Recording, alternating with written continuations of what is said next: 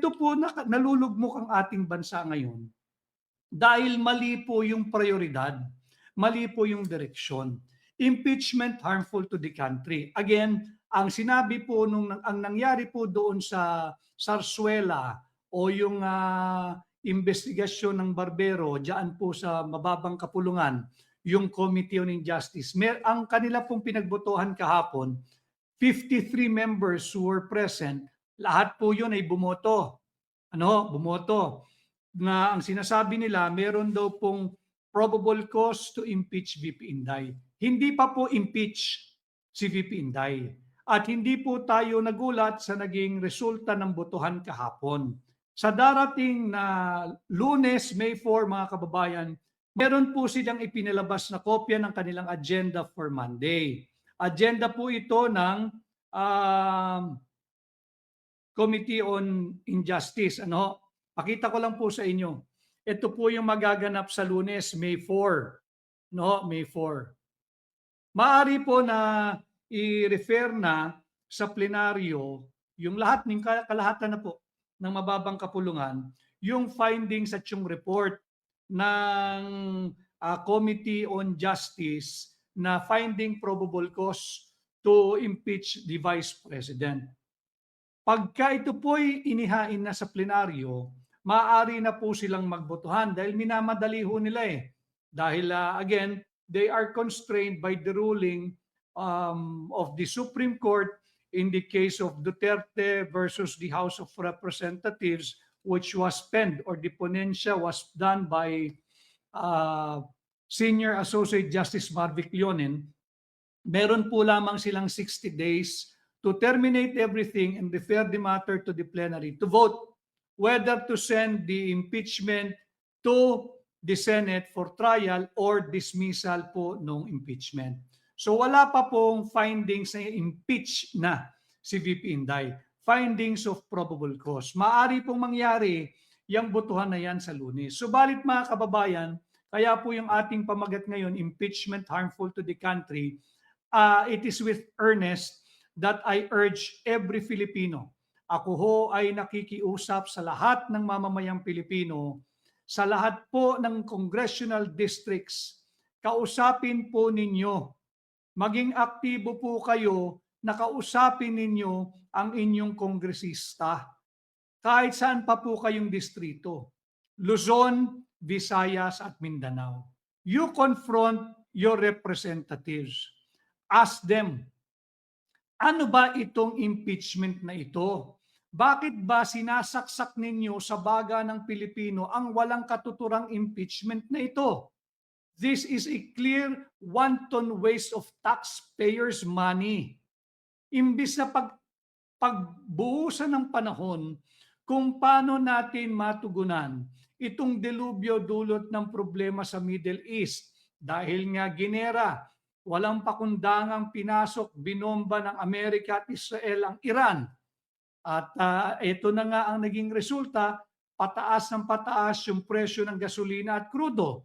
Meron pong rollback nitong 2 beses na, subalit yan po'y pansamantala lamang. Bakit? Muli pong sumipa yung presyo ng kada bariles ng langis sa international market. Dulot po ito ng uncertainty na naman. Bakit kanyo? Sarado pa rin po yung Strait of Hormuz. Tapos yung UAE, yung bansang napapabilang sa UAE ay kumalas na po doon sa OPEC, yung OPEC. Ang sinasabi po nila maaaring bumaba yung presyo ng produktong petrolyo sa pagkalas ng UAE sa OPEC. Tama po yun, pero hindi po agad-agad yun. Sapagkat kinakailangan pa ng produksyon, kinakailangan pa ng bagong sigurong grouping o alliances kung sinong bebentahan at sinong maaaring bumili lamang dito sa ipoproduce ng UAE na langis sa labas ng OPEC. Hindi na po sila pasok doon sa quota. Hindi na po sila pasok doon sa ceiling ng production. Pwede na nilang gawin o i-produce as much as they want and they can sell it sa presyong gusto nila. So mabuti po iyon in a way, pero hindi po agad-agad yon. Ito po sana yung bubuhusan ng panahon talino, kung may talino pa mang natitira, ang ating mga mambabatas diyan sa mababang kapulungan. Ito pong pagresolba sa kahirapan, pare-pareho po nating pinagdadaanan. Yung sigasig at gigil po nila sa impeachment, imaginein po ninyo, kung ganyan sila naging kasipag sa pagtugon sa krisis na ating pinagdadaanan, baka po hindi lamang 5,000 piso o 10,000 pisong ayuda ang kanilang ipinamimigay. Baka po na-resolve na yung matagal ng panawagan. Panawagan na rin po ito ng PCCI. Napakalaking business group po yung PCCI na pansamantala munang tanggalin yung VAT sa petroleum products or fuel products. Ganon din ang Philippine Exporters Confederation Incorporated. So dalawang grupo po ito, yung PCCI, yung Philippine Chamber of Commerce and Industry, pati po yung Philippine Exporters Confederation Incorporated, they were calling for the suspension of the excise and VAT on fuel. Pareho po yung kanilang panawagan. Ano ho? Ang kanila ay yung suspension of VAT para po naman makapagbigay tayo ng across the board na ginhawa sa mga Pilipino. Hindi lamang po yung mga entitled diyan po sa ayuda, kundi lahat po ng Pilipino, and mapipigilan po natin yung korupsyon. Pati sa ayuda, alam naman ninyo yan, may mga dapat nakalista na wala sa listahan. Meron dapat makatanggap, hindi nakatanggap. Yung mga nakatanggap, imbis na makatanggap ng full amount, nababawasan. Ngayon ho, kung sususpindihin natin yung VAT and excise tax on fuel products, hindi mo na kailangang magpapila sa ilalim ng napakainit ng araw. Bakit? Every time magpapakarga po kayo ng krudo, ng gasolina, ng kung ano man, hindi na po kayo pipila, automatic, tanggal na po yung VAT diyan sa presyo ng produktong petrolyo. Hindi ba mas mainam yun? Diretso tayong makikinabang, walang middleman, walang pila sa ilalim ng araw na nagiging sanhi pa ng buhay at pagkamatay ng ilan nating mga kababayang kalunos-lunos na driver. Sa kagustuhan nilang makakuha ng kakarampot na ayuda, pinapila ng pamahalaan sa ilalim ng napakatinding init ng araw, ayun, pumanaw. Kakalungkot. Di ba? Kapalit buhay, nagbubuwis buhay po sila sa halagang 5,000 piso. Pero kung pakikinggan sana ang panawagan, pakiusap ng PCCI, Philippine Chamber of Commerce and Industry, who they were pushing for the reduction or suspension of the VAT on fuel. Kasi nga po maraming multiplier effects yun. Imagine niyo pag sinuspindi mo yung VAT sa fuel products, mapipigilan po natin yung pagiging bangkarote ng maraming small and medium enterprises. Yung maliliit na hanap buhay, yung maliliit na negosyante. Pag napigilan po natin yung pagiging bangkarote nila, hindi po magsasara yung kanilang hanap buhay. Pag hindi po nagsara yung kanilang hanap buhay, tuloy po yung pagbibigay ng empleyo sa mga kanilang empleyado. So marami pong multiplier effect. Ganon din po sa sasakyan. Imagine ninyo kung meron tayong temporary suspension of VAT on fuel products, hindi na po kinakailangang magtigil pasada, hindi po dahil sila'y nagpro-protesta o nagwewelga. Simply because hindi na nila kaya ang halaga ng produktong petrolyo o gasolina. Ngayon, kung sususpindihin mo yan, kagaya po nung sinabi nung driver na pinakita natin dito, hindi sila nanghihingi ng limos. Ang hinihingi nila ay opportunity to earn a decent income. They're asking for an opportunity to earn decent money. Hindi sila nanlilimos, hindi sila humihingi ng ayuda, at higit sa lahat, hindi sila nagnanakaw ng trilyon-trilyong piso para ipamudmod doon sa mga boboto Baka bumoto na po ito mauwi sa botohan sa Lunes, mga kababayan, kaya ginagabayan ko kayo. Kausapin ninyo yung inyong mga kongresista, Mr. Congressman, Miss Congresswoman, pag kayo bumoto diyan sa walang katuturang impeachment laban kay BP Inday, hindi na namin kayo muling tatangkilikin at ibabalik sa Kongreso. Maging marahas na rin po tayo sa ating tugon dito sa lantarang pang-aabuso sa ating mga Pilipino. Imbis na pag-abalahan ng Kongreso ang pagtugon dito sa problema dulot ng krisis sa langis, diyan sa krisis sa Middle East, sa krisis sa supply ng langis, at leadership crisis na ating pinagdadaanan sa ilalim ng walang direksyon ng Marcos Jr. administration, dapat yan ang tinutugunan na uuwi lahat ng kaban ng ang pera ng kaban ng bayan dito sa walang katuturan na impeachment complaint. Proof.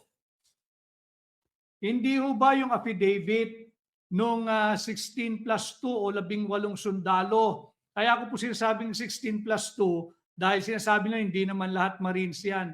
O 16 plus 2, 16 yung Marines, dalawa yung sang Army, from the Army. So 16 plus 2, kabuuan 18. Ano? Ang dami nilang binigyan ng mali-malitang pera. Sinabi nila na ang gusto nga ho natin sa Monday ho, May 4, sana manood yung 18 sundalo na nag-execute ng affidavit.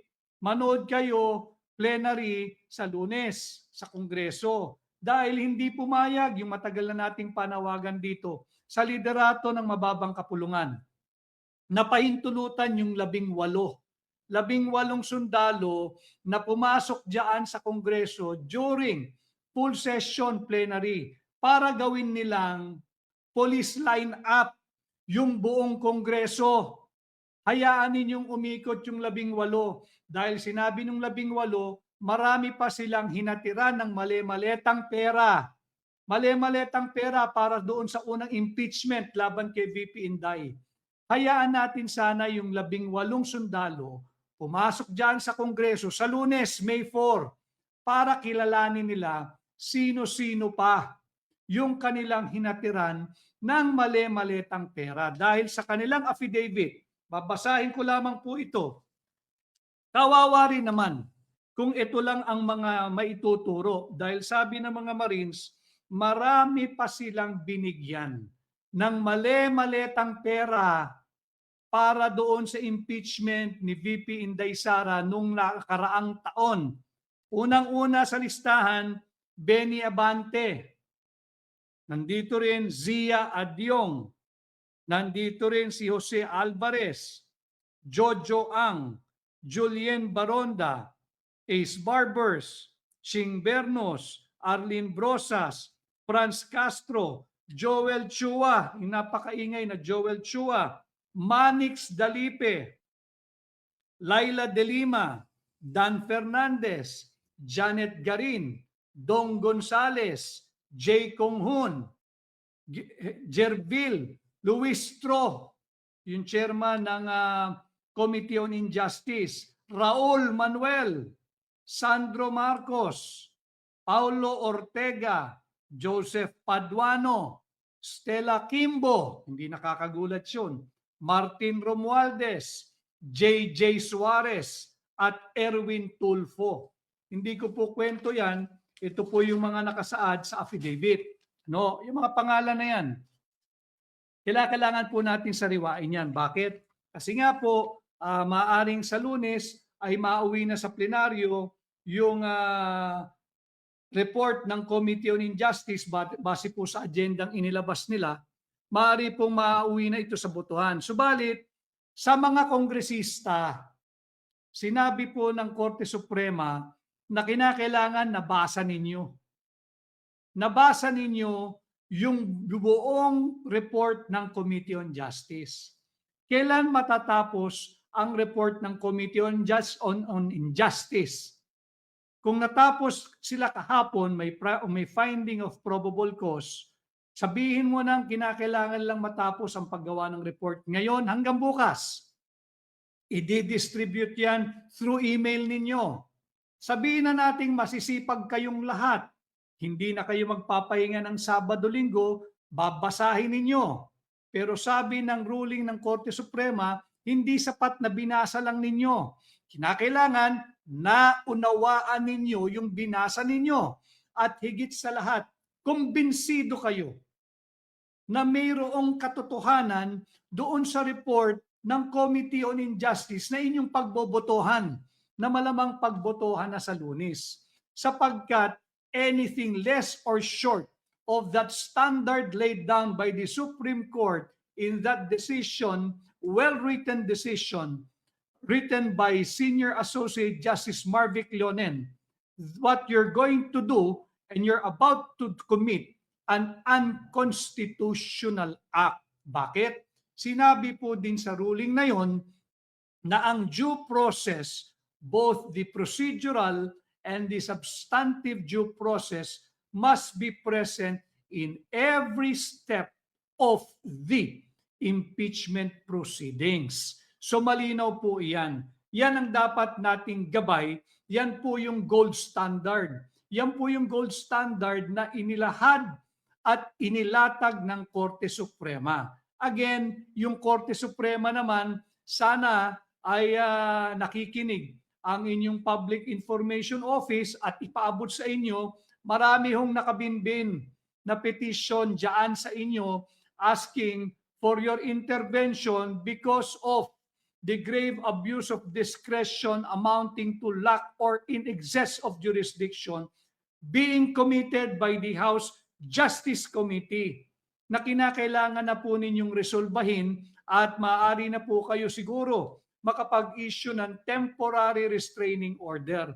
Hindi pa po permanent injunction, temporary, and then set the case hopefully sa isang oral argument. Let the petitioners defend their position and let the House and the Committee on Injustice defend theirs. Dapat po ganon. Sapagkat napakalaking pera na po ng mamamayang Pilipino ang nauubos dito sa walang katuturang pagdidinig laban dito sa ating Vice Presidente na alam naman natin ay pawang politika lang. And incidentally, nais ko lamang pong ituwid, again, going into the weekend, alam naman ninyo, pag weekend ay nagpapalabas sila ng maraming maling balita. At may nakita po ako kanina na dapat nating tugunan dahil alam naman natin kung sino ang hari ng fake news sa Pilipinas, hindi ba? Yung sumigaw na nahuli na si Saldico, wala naman pala. Sino yon? Kilala nyo yon, di ba? Ito. Tapos nung napatunayan na siya ay nagsisinungaling, si Bongbong Marcos, nagsisinungaling dahil napatunayan na hindi pala nahuli si Saldico, hindi arestado, naggalit-galitan. Napahiya napahiya. Itutuwid lang ho natin. Si Parida Santos, tama ito si Parida Santos binoto namin si VP. Impeach lang na mga kawatan. Tama po yun. Si Alex Toledo, tama rin ho kayo. Sabi niya, si Lisa at Sandro Marcos ang pasimuno sa impeachment. Ayan po ayon kay Alex Toledo. At si Jake Ayon, maraming salamat sa iyo. Jake, watching from City of Cabadbaran. Oy, maraming salamat. Si Aida Socor Mahinay, watching from Cabadbaran. Marami pong salamat sa iyo. At si Elvis Tabting Katayas, ay sir, sa impeachment lang sila nakatutok. Agree. Pero ang sitwasyon sa problema sa Pilipinas, wala na. Ang daming walang trabaho ngayon at naghihirap. Kaya po napansin ninyo, balik na naman yung riding in tandem. Laganap na naman ang krimen. So yan po, mag-iingat tayo. Talagang magkakambal po yan eh.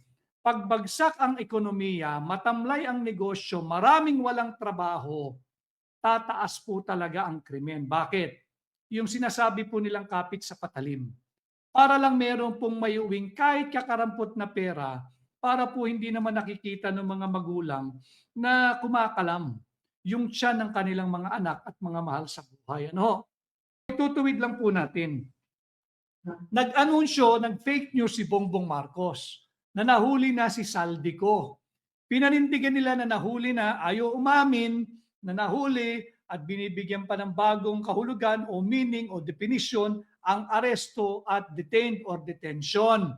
Pilit nilang pinaglalaban hanggang sa sinabi na mismo ng Czech government, ng Czech Republic, wala na sa amin si Saldico. Matagal nang wala sa amin. Nagsayang lang ng taxpayers' money itong DOJ secretary. Nagpunta pa sa Czech upang marinig niya mismo sa bibig ng gobyerno ng Czech Republic, wala sa amin si Saldico. Imagine ninyo, in our age of communication, may internet, may email, may Zoom, may tawag, long distance, may kung ano-ano. Kinakailangan pang magsayang ng taxpayers' money. Tapos naggalit-galitan si Bongbong nung wala doon si Zaldi. At sinabi niya, ayan o yung naging balita, hold lang natin kung may mga hindi dito dapat kasali. Sayang ho yung huwag na natin silang bigyan ng prominence. So ito po yung balita. Kita ho niyo,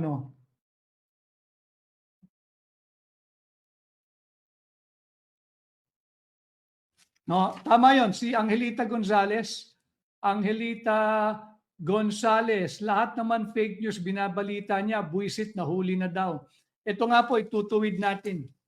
Ang binalita niya, ipinatawag daw ni Bongbong yung mga Czech at French envoys patungkol kay Zaldico. Tingnan po ninyo yung spin nila. No? Ang sabi niya, disappointed daw si Bongbong Marcos dahil daw parang hindi tumutulong ang Czech Republic at France dito sa pagdakip kay Saldico. Wag ho kayong humanga. Kasinungalingan po yun. May pakikita po ako sa inyo. Andito po yan eh. In a statement yesterday, the PCO said Marcos, during the meetings, expressed disappointment that Co remains at large in Europe despite the Philippine efforts to bring him home to face charges. Ulitin ko statement po ito ng PCO. Ito po'y kasinungalingan. Tumutugon lang po ako sa kanilang panawagan to combat fake news, and we are combating it in our own small way. In a statement yesterday, baka sabihin niyo po gawa-gawa ko yan, hinighlight ko na. Basahin ko lang po In a statement yesterday, the PCO or the Presidential Communication Office said Marcos, si Bongbong yan, during the meetings expressed disappointment that Co remains at large in Europe despite the Philippine efforts, ito po yung kasinungalingan, despite the Philippine efforts to bring home Zaldico and face charges. Bakit po kasinungalingan yan? Hindi ko po salita ito. Ito po ay inihain ni Congressman Tobias Tiangco. Hinain po ito ni Congressman Toby Tiangco noong pang February 23, 2026. Panimula pa lamang po ng taon, tingnan po nyo yan. Ito po'y hinain ni Toby Tiangco. House Resolution number 808. Toby Tiangco po ang naghain nito. Ano po ang linalaman nito? Ang laman po nito, basahin ko lang. A resolution urging the leadership of the House of Representatives to convene the Committee of the Whole to conduct public inquiry in aid of legislation on the status of the arrest warrant against Zaldico. Malinaw po yun and to recommend legislative measures if necessary. So, tinutuwid natin fake news po itong pinarelease ng PCO. Specifically, yung naka-highlight, paki-picturean niyo po yan. We are combating the fake news being peddled by this administration. Fake news na nahuli si Saldico. Ano ang aksyon ngayon ng nasa pamahalaan? Kakasuhan ba nila si Bongbong Marcos?